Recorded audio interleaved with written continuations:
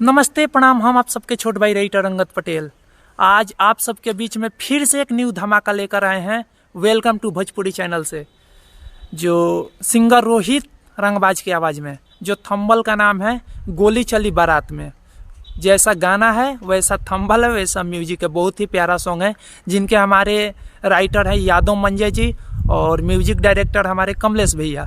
बहुत ही प्यारा सॉन्ग है। एक बार जाइए और उस सॉन्ग को ज़्यादा से ज़्यादा आशीर्वाद प्यार दीजिए।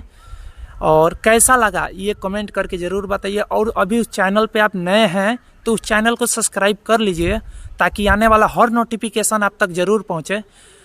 और ये जो मेरा चैनल है एजी ऑफिशियल, इसको सब्सक्राइब कर दीजिए ताकि इस चैनल से भी लगातार शुभम सोना, गुड़िया राज, अन्य प्रकार के सिंगर का सॉन्ग सुनने को मिलेगा। और आप सब अपना आशीर्वाद प्यार ऐसे ही बनाए रखें। आप सभी को तहे दिल से धन्यवाद।